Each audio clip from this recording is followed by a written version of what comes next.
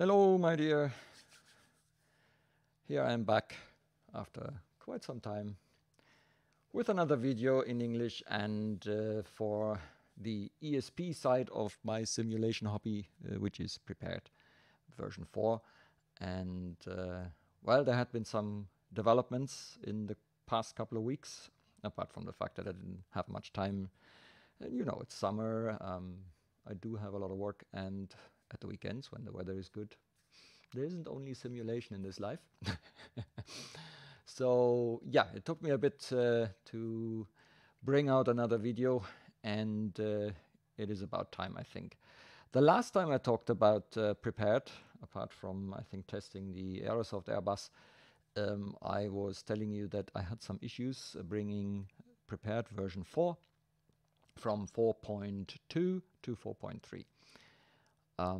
Basically, after I had installed the update, which apparently worked okay, I ended up with blue screens and basically an unstable PC, at least when it came to prepared itself. That wasn't very good, so basically I wasn't able to use the simulator, and I actually stopped doing prepared then for the moment.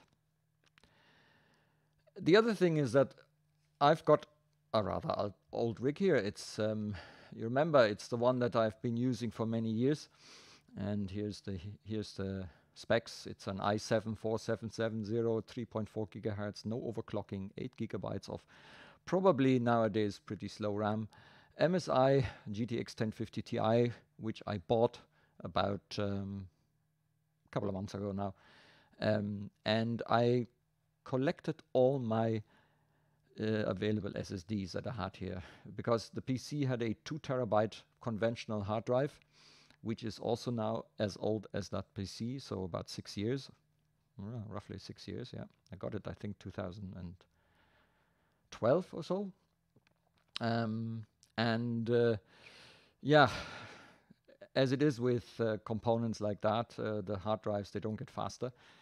On the contrary, they tend to be filled up quite a bit, and they tend to get slower and slower. More and more disk errors start occurring, and therefore accessing the disk gets harder and harder, sort of. And yeah, so it wasn't the fastest drive that I had there. It was 2 terabytes split up into 1 terabyte disks. One was the C drive, the other one was the D drive, and well, I had Windows 8.0, not 8.1, 8.0, but I never updated because at some point I had my operating system stable enough, and all this hype about Windows 10 and all that, I stayed away from it because I had a working setup, and I heard enough horror stories about what went wrong, especially in the initial times when Windows 10 had just come out. A lot of people tried the in-flight update sort of, and then got really into big trouble. They had to deinstall it again, and it was a bit of a mess. So I stayed on my rig and just kept using it. But it got slower and slower and slower and slower, and yeah, well, I installed prepared version 4, expecting actually that I would not be able to really use it, 64-bit. But it turned out that actually prepared version 4 really worked well also on my previous setup here. And wouldn't there have been the blue screens, which is a pretty drastic end of a simulator session, because your whole PC, including, by the way, my recordings, disappeared. I might still be on the same setup, but I decided to do tabula rasa and really go for a complete and utter rebuild. So I had a slightly older 500 megabyte SSD, a pretty new SSD, and also half a terabyte, sort of 500 megabytes, and then that 1 terabyte on which I had my simulator.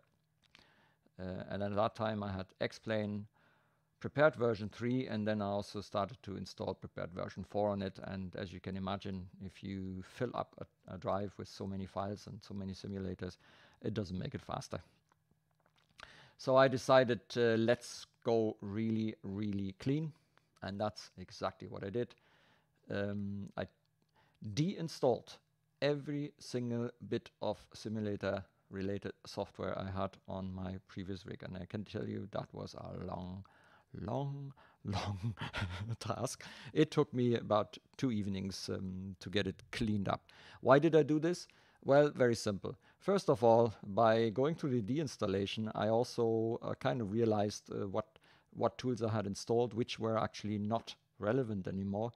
And I made sure that by deinstalling, that also in cases where activation counts are used, that my activation count was reset.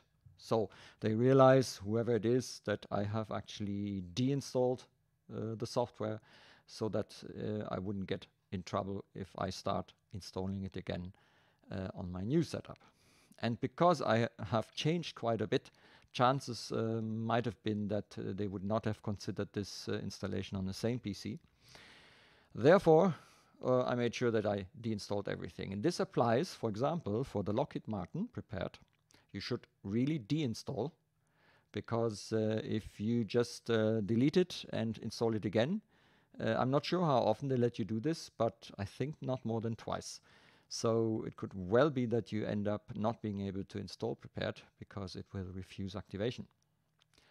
So that's why I deinstalled. The same, by the way, with PMDG. They explicitly say you should deinstall and then install again.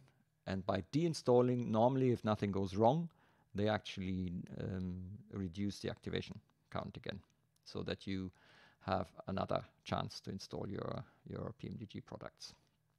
And that applies to the 737, the 777, the 747. Okay, so that's that.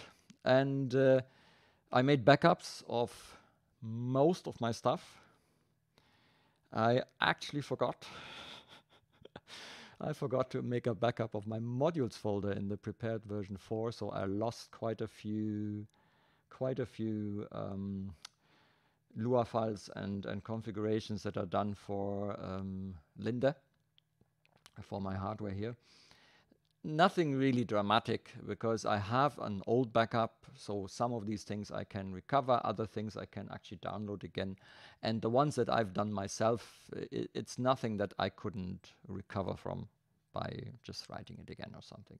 So it was a little bit stupid that I did it, but as I say, it's actually a harmless mistake that I made. Nothing really terrible came out of it. Yeah, so, and I started with 3 clean disks. And that was the thing. When this happened, I actually thought that I had made backups of everything, and then I wiped all the SSDs and started with a clean slate. And in order to start, what you need to do is you need a new operating system, because I had Windows 8. So the first thing I did is that I got myself Windows 10 Home. You don't need Professional to run your simulator. It's an unnecessary expense to buy yourself Professional, I think. So I had still the USB, so I didn't need any USB stick or something, or download medium to put on a CD or something, because I had an USB stick for my other new PC that I got a couple of months ago. And I could use the installation medium, but I needed a new license code, quite obviously. And here's a tip for you if you intend to do this kind of upgrade also of your PC and move from an older Windows version to Windows 10. There are many sites, and Amazon including, in all these marketplaces, that partially offer OEM licenses and other license keys for Windows Home, then Windows 10 Home. They are partly only $16 or $20 or $30. They're relatively cheap. But be warned, because in most cases, this is not exactly wanted by Microsoft. Okay, you can see how much Windows 10 Home costs. And in Europe, in Germany, I had to actually pay tax on top of that. So I ended up with about 160 euro for an official license, for the license key. OEM licenses, if there are valid, genuine things, OEM licenses are intended to be sold together with a hardware by those hardware vendors, the guys that put together the PCs, and all those companies like Acer and so on. So they're not exactly supposed to be sold separately. This is done, yeah, and you can get sort of a cheaper version of Windows, and usually if there are genuine OEM licenses, you're okay. The other thing that happens is that, and here we come into the area of gangsters, what they do is they sell you the same license serial number several times. So you can't be sure if your license number isn't already registered and taken. And Microsoft has started to really chase after those. That means it is not unlikely that with some of these you're either able to install, but sometime later your key gets deactivated because Microsoft realizes that there is more than one activation because someone else uses the same serial number. And as soon as they realize that, usually they block that number. And that could be trouble. Okay, so that's number one. Number two is there are guys out there that use some hack software which creates actually accepted serial numbers. And if you're lucky and you have one of those, Microsoft never realizes. If you're unlucky, somehow Microsoft realizes that this is a hacked serial number, and then the same fate might await you. So I'm working in the software industry, but so I wouldn't condone any of this anyway. So for me, there was never any question that I would get a genuine Windows license. But if you're out there and you're after some cheap Windows, just watch out what you get. And well, as I say, you run the risk of having problems with that serial number. And if you have an invalid serial number, even $30 or something is too much for that.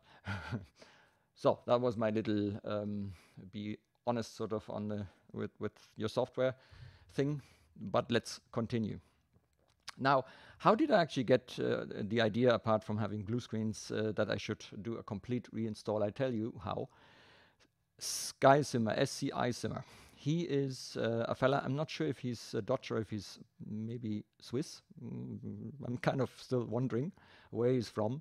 But he has done a series, a two-parter actually, where he says that once every year, he's doing this whole operation of complete cleanup and complete reinstall of prepared and the whole lot, including Windows and everything.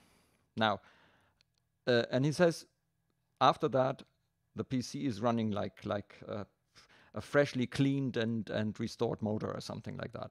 Yeah, I'm pretty sure it does, because it did for me. But I don't think I would do this every year. That's far too much trouble and far too much work to do every 12 months.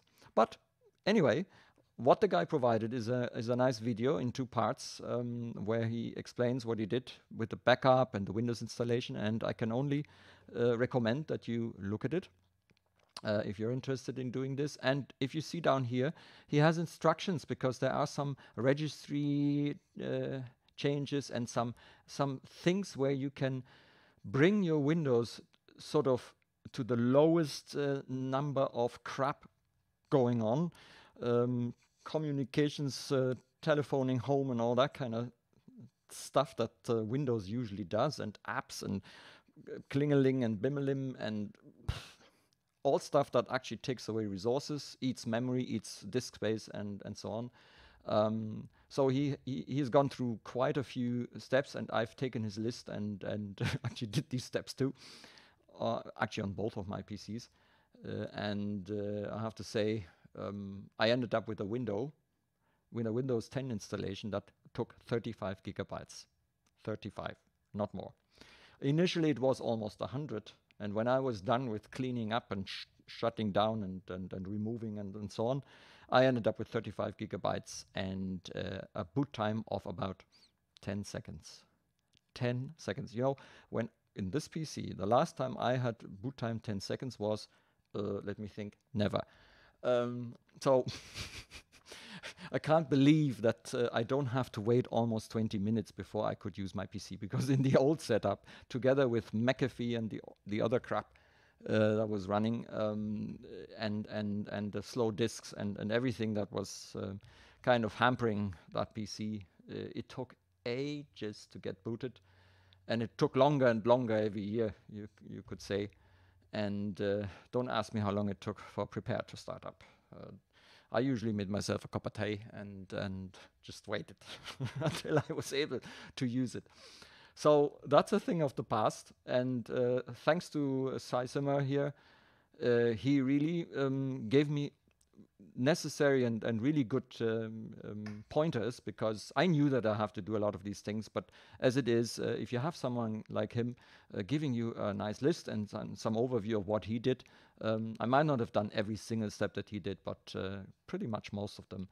And I have to say, that was helpful to me, because I needed to do less research and needed to look less for actually things that I wanted to do, but I didn't know exactly where I would have to go. And with his video and with his instructions, it was much easier and quicker to find where I need to make my setting and get rid of things. So thanks very much to Saisimmer here. And in case he watches this video, thanks.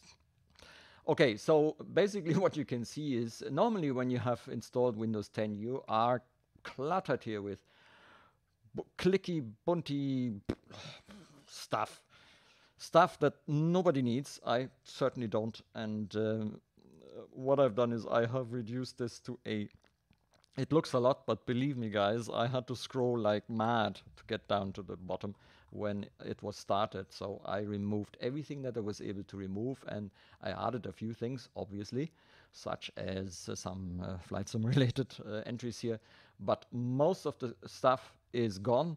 There are some things that you can't, Cortana, for example, you can disable it, but you cannot remove it. Groove music, which I don't need.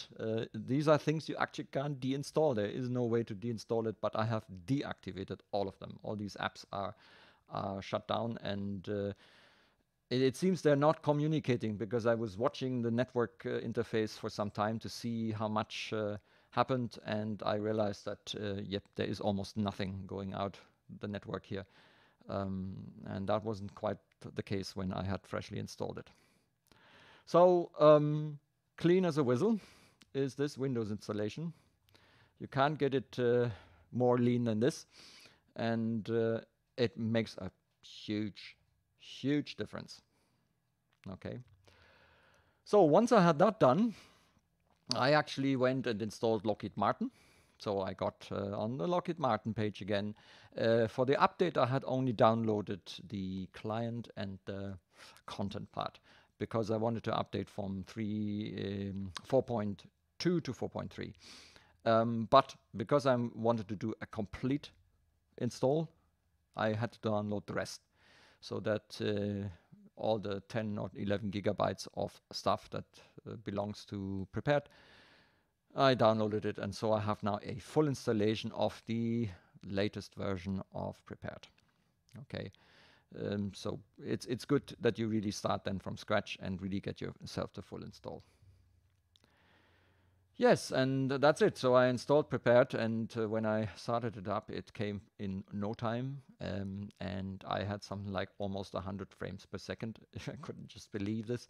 Okay, I knew that this wouldn't hold for long, but all standard, nothing special, settings sort of in the medium range, and basically nothing installed. No add-ons, no modules, no sceneries, no complex aircraft, nothing of that.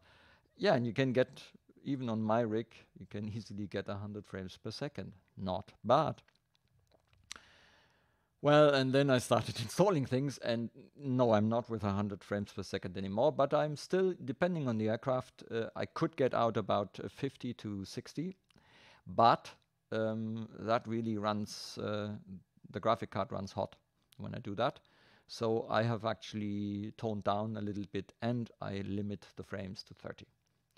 That gives me a very good ratio between smoothness and not overdoing it on the graphic card, so that the graphic card actually has reserves. You know, also the CPU isn't as busy with 30 frames per second. And because I'm recording with 30 frames per second or streaming, this is actually a very good compromise, which seemed to have worked well in the past. And it gives me a really pretty smooth experience, even after I had started to install some stuff.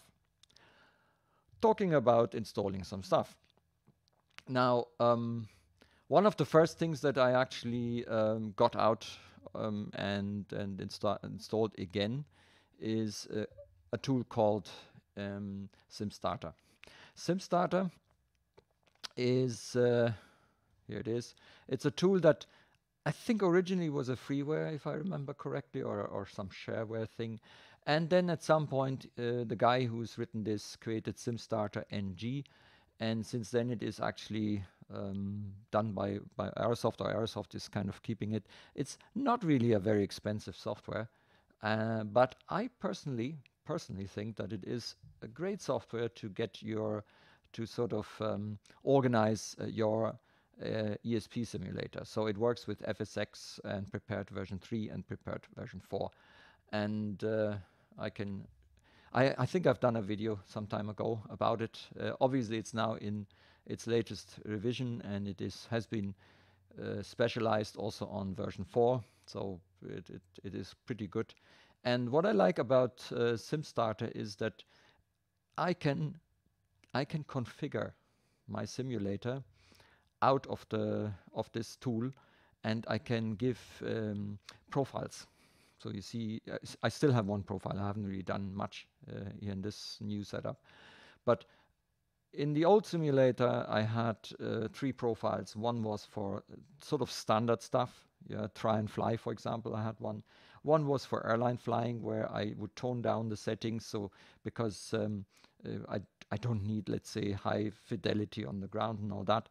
And then I had a kind of GA VFR flying profile where I vamped up the values because usually I would do this with lighter aircraft, with regards to frames eating.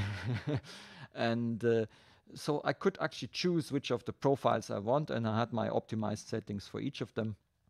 And you can also configure add-ons, you can configure scenery. So for example, the scenery, and what I can show you here is the scenery configuration. And what you can see is that I don't have that much scenery actually, because up to this point, this is all the default scenery I've prepared. And I have some ORBX stuff installed for Europe. So basically I have started to set up Europe and especially Germany. So what I'm doing at the moment is that I will not install everything there is, and I have decided not to use any non-version 4 add-on. So what I did in the older versions was that I tried all kinds of FSX sceneries and add-ons and stuff, and some work, some don't, and all that. I'm not going to do this anymore. The only thing I'm going to install is genuinely compatible V4 add-ons. And if that means that I can't use a certain add-on because there isn't a version available, either with payment or without, then that would mean that in future I most likely will not use it, or I will wait until some version 4 comes out. And there's a simple reason to that. Exactly what made my old rig very slow is that I've installed and tried and did and that and the other, and a lot of these add-on makers, they don't really do it the way that Lockheed Martin wants you to install add-ons and all that. So it got a pretty mess on the simulators, and each of these add-ons make things slower. Yeah. Same as with the sceneries and so on. I had some trouble with ORBX as well, but I got it now under control. I'm not going to install vectors. Maybe later, but at the moment I keep it out because it caused me a lot of trouble, and it costs quite a bit of performance, unfortunately, too. So at the moment I have just the FTX Global, and I have the EU LAN classes, I have the North American LAN classes, and I'm currently installing or have installed the German and some other European area sceneries that I already have for some time. By the way, with ORBX, just wait that they do a sale, because they're doing 50% sales at least twice a year. So there was one now in summer, and there's going to be one around Christmas again, as usual. So if you intend to get, let's say, the larger and more expensive sceneries from ORBX, and you have time to wait for it, because you will pay far less money. So most of my ORBX stuff is bought during some of the sales, either Christmas or summer. Okay, so that's that. So great tool to configure, prepared, and when I say run profile, what it actually does is you can't see that now, but because it's on the other screen and it doesn't come down, but it basically starts prepared, which will show up in a moment here. So that's SIMstarter. Was one of the first tools I installed. And then the other thing that I installed immediately is FSUI PC5.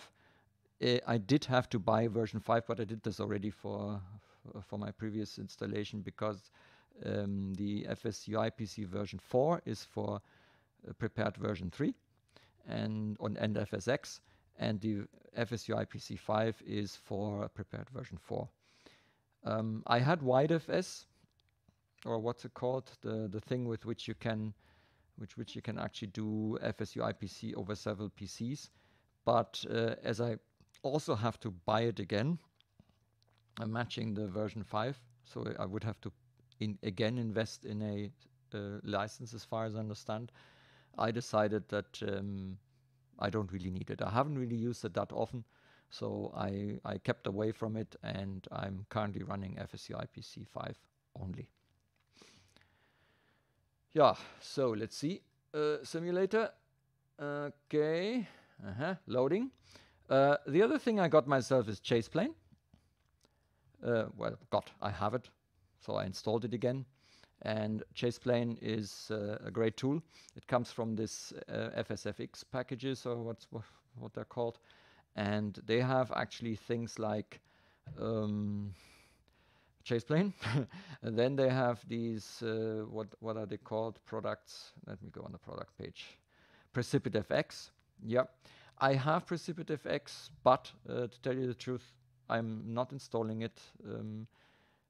I'm not even sure that PrecipitFX is fully version 4 compatible. Even if it is, I never was really convinced. And since I have Rex Skyforce and some other tools, so again, I've stopped doing big mix of things and trying this and trying the other, so on. So I took some decisions, and the decisions are which tools, in my experience over the years, has performed best and gave me the best results. And basically you see these tools currently on my PC here. All the other ones I'm ignoring now. They also do this here, the immersion thing. Guys, if you like that sort of thing, and if you like to watch your airplane from outside, I'm pretty sure there can be big fun. For me, this is far too expensive, far too much money, because you have to pay for each of those, and they're not cheap. So me personally, no. I'm not going to spend so much money on something that I hardly ever look at. Okay, so Chaseplane is an important tool. It is really a good tool. So it has come on and is already starting up when I start the simulator. This is ORBX, and as usual, as I say, it's worth waiting if you can wait, because again and again they're going to do good sales. So unless you are really dying to get something, such as, for example, Barcelona or the Netherlands, then by all means, yeah, go. But if you can wait for the next sale. You can save a lot of money if you do. So yeah, so that's FSUI PC. Now, weather-wise, I've got two things that that regard weather. Number one, the weather engine. That's Active Sky, next for prepared. And there is a version that is compatible with the current version of prepared version 4.3. And I personally think that Active Sky is the best weather generating engine. My personal opinion again, my experience. There are other ones out there. There is the Pilot's FS Global Real Weather, which is actually not bad, but I'm not using it for prepared. I use it for X-Plane on my other rig. So X-Plane gets its weather from FS Global Real Weather. Prepared gets its weather from Active Sky. Okay. The other thing I have is Rex Skyforce. In my eyes, the best tool to produce decent looking, really good looking weather, such as clouds and all that other stuff. So I've tried all kinds of things, Enftech, Active Sky. Oha.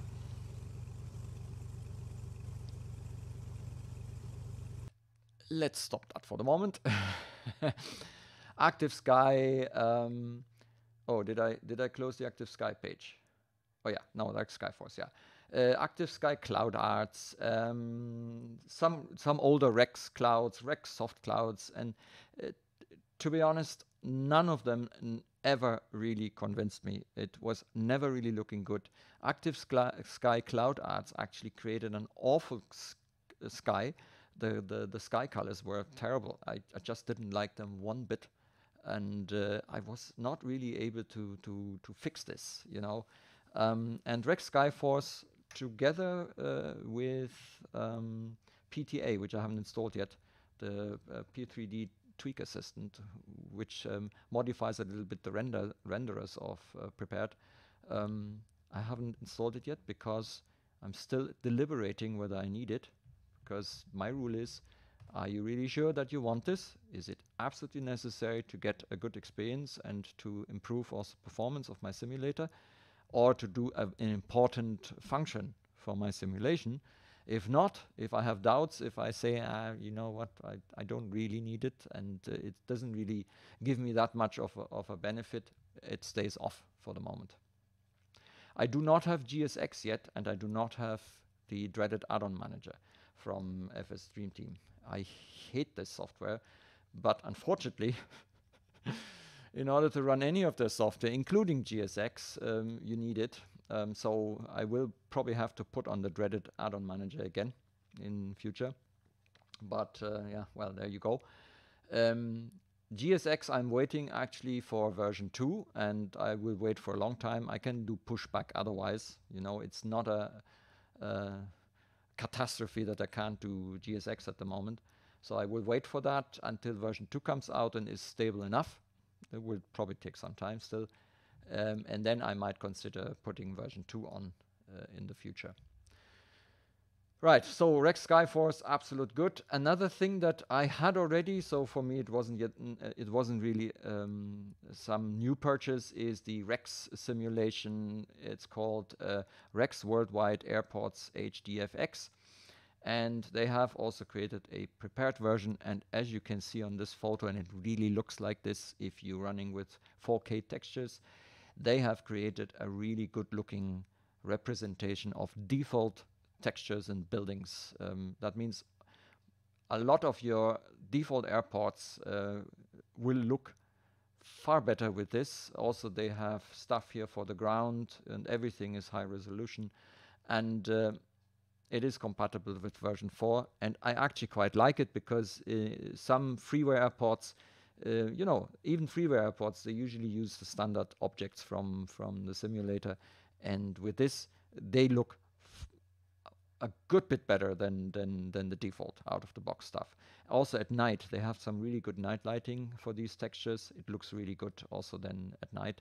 So since I already had it, I hadn't had to buy it. I could just update it, and I installed it, and yeah, it looks as you can see it here. Yeah, and then I installed some of my previous tools. For example, I have FS-FlightControl. For me, this is actually it's a bit like an instructor station with a moving map and flight planner and all that.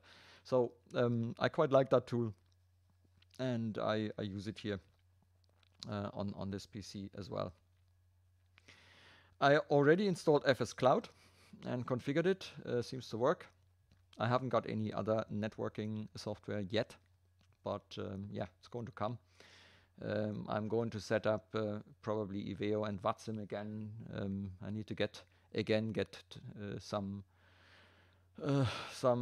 models there, Bluebell or whatever. I don't know, that maybe is Explain 11. So basically I have to go through all the setup stuff again, because I just had it done shortly before I redone my PC, and that means I need to go through all the steps again and set up the Iveo and the VATSIM software.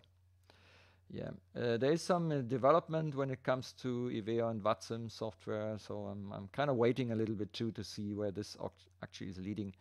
Yeah, sooner or later I'm going to activate it. Actually, VATSIM I want to activate pretty soon, because I need to start getting a little bit trained on VATSIM for the world flight, which is approaching faster and faster. Navigraph, I have a subscription, so I installed the Navigraph charts desktop, I installed the FMS data stuff, and I also use the Navigraph Symlink in order to be able to see myself here kind of as a moving map. And then there's currently the only freeware that I have installed, interestingly, is my absolutely favorite moving map tool that I use most of the time, and that is a little Navmap. Absolute perfect, this thing here. Can only recommend it. It has everything basically you need. It is a great freeware mapping tool, and at the moment, interestingly, it is the only freeware I have installed. But it won't be the last, so there will be more coming.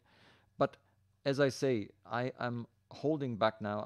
I have kind of set on the handbrake, and I'm very, very slowly moving with this, because I do want to avoid that by just installing everything in one go and messing the system up again, that sooner or later I find myself in the same situation as before, and that is a slow PC. Okay. So that's about it. Let me quickly show you around in the simulator. Hang on.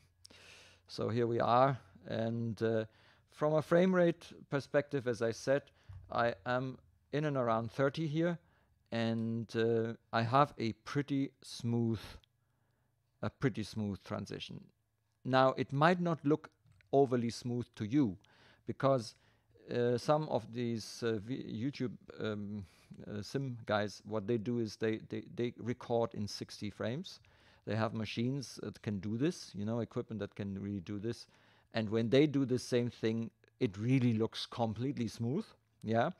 Having here 30 frames also in the recording, you can see a bit of tearing, or I don't know what you would want to call that. Yes, that's true. It's not so bad for me. It is probably worse for you in the video. But to tell you the truth, it is much better what it was before. And I have a decent performance.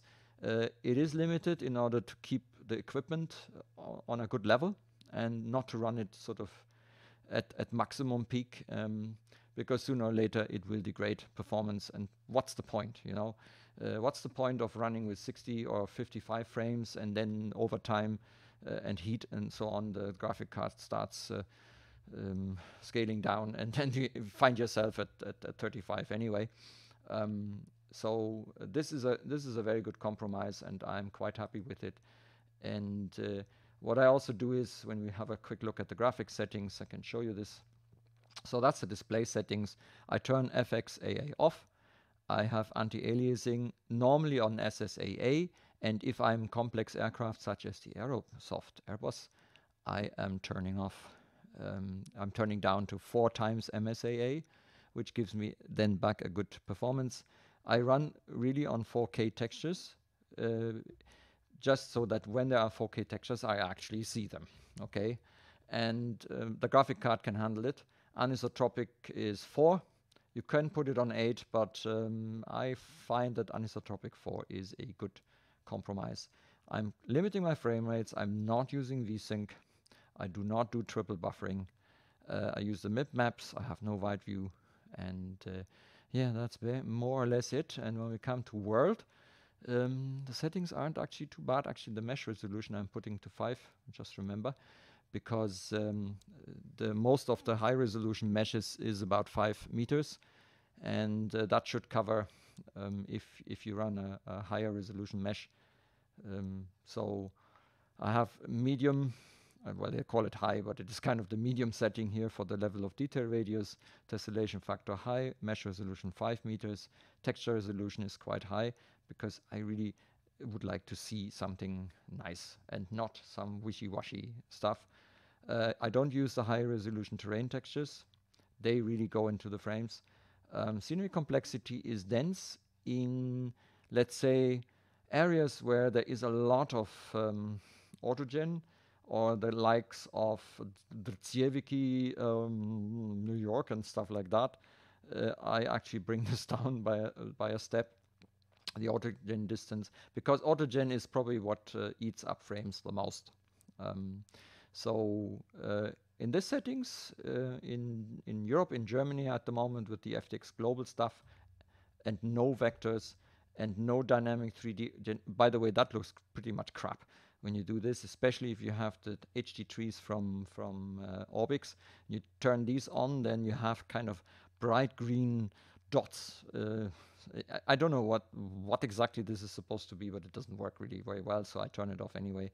I have medium water details, and I use medium special effects, and that does it. Lighting, I have enabled HDR lighting. I want no dynamic reflections. I have it at the lowest, or in this case off. I do turn on dynamic lighting. It eats frames, yes, but it looks good. Landing lights illuminate ground. You need to have this, and you don't really need lens flare.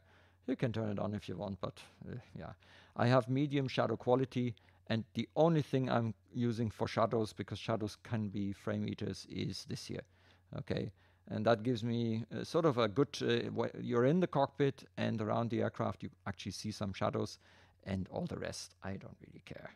I don't need to see shadows everywhere, you know, from all angles, and it will take frames anyway.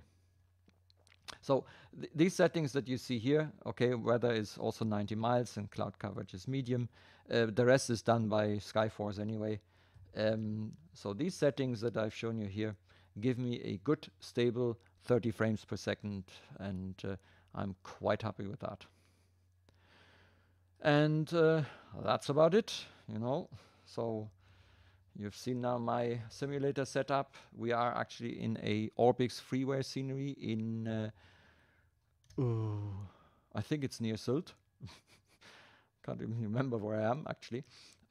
So that's one of those freeware sceneries, and as you can see, sometimes you do get this kind of artifacts here, bit of flimmer, but that's actually scenery. It could be that the exclusions aren't properly done or something, and therefore we see some building below the other building kind of shining through, but it's a freeware anyway, and it looks good, the whole area, together with the high definition trees and land classes from ORBX.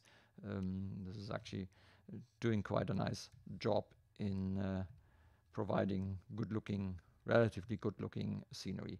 It's not like ortho in X-Plane, but I think it is. Is that Heringsdorf? Could be, but it is pretty good. Okay. Okay, that's it. I don't think I can tell much more. I hope that was helpful, so that you see what I was going through. This whole thing took me altogether, all the hours that I spent, probably about three man days, as we call. So about 20 to 24 hours I used for doing this, and to be at this point here. I have the PMDG, by the way. I have the 737 installed, and I have the Aerosoft Airbus installed. yeah, the PMDG I haven't test flown yet, so that might be one of my next flights, might be then with the PMDG in Germany somehow, and giving it a bit of a spin and see if everything is working all right and if the performance is what I hope it is. Okay, that's it. Thank you very much for watching, and until next time.